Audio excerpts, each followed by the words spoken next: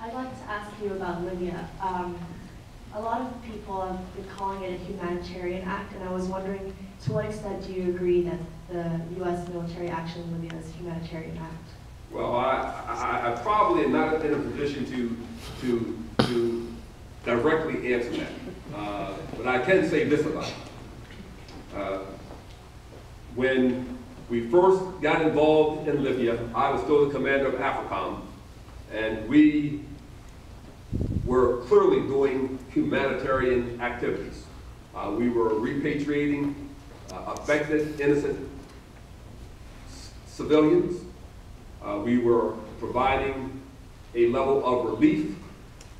I orchestrated the delivery of relief supplies to refugees, to affected innocent people. And so those things, in fact, occur. As the mission has continued to evolve, as the United Nations Security Council Resolution 1973, I believe, pointed out, to prevent suffering of innocent people, these measures, these steps are authorized to be taken. When that's done in a way that leads to, if not global consensus, at least global acceptance of that as a direction and way ahead, then I think it has great merit. How long it lasts, I don't know. How far it goes, I don't know. But I think, to be sure, at this juncture, where we are, what has occurred has been very much in the way of averting what could have been certainly more severe consequences, especially inflicted upon innocent civilians. So characterize that as humanitarian and otherwise, I think it has been something that has led to the saving of innocent lives, innocent civilians, without question, to be sure. General, thank you for coming here. My father, General Tiamat, worked with General Tommy Franks at CENTCOM back when the Horn of Africa used to be a part of CENTCOM. But I think the creation of AFRICOM is a truly, I think, a great idea. My question is with regards to, I read this very interesting book a couple of years ago. It was called Start of Nation, and it was about basically Israel, and because you served there, you would know the military structure there is not nearly as sort of rigid as it is here. Sort of junior officers have the ability to speak up against senior officers that they think someone's doing something that's silly or they think is imprudent. And then I think you gave a very interesting example early on about there are times when people should keep quiet, like the engineer in France.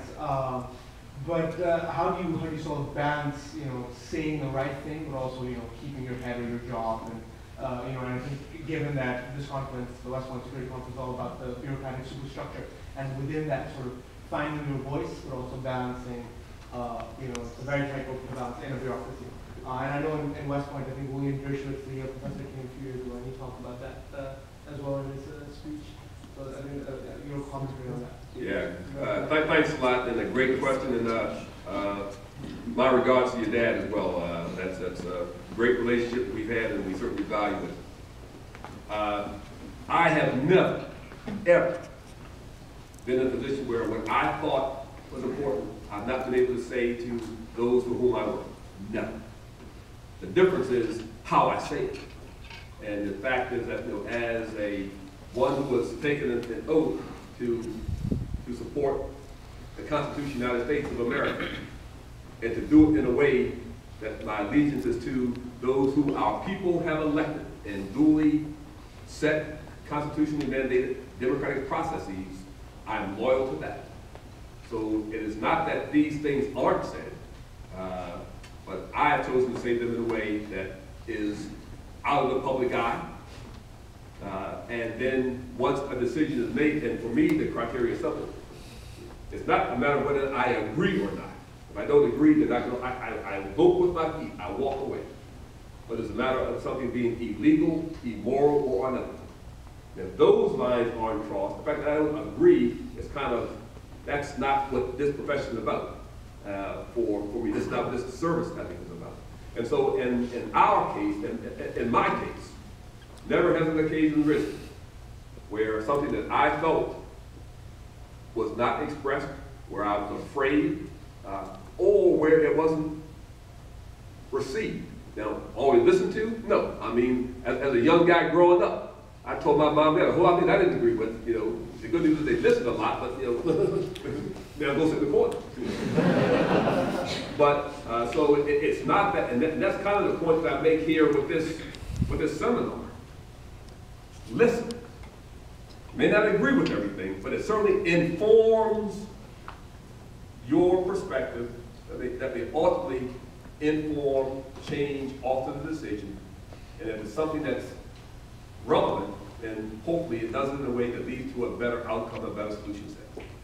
And there's never in my now almost 40-year career where I felt restricted of informing and making that perspective known. And in some cases in very lively debates.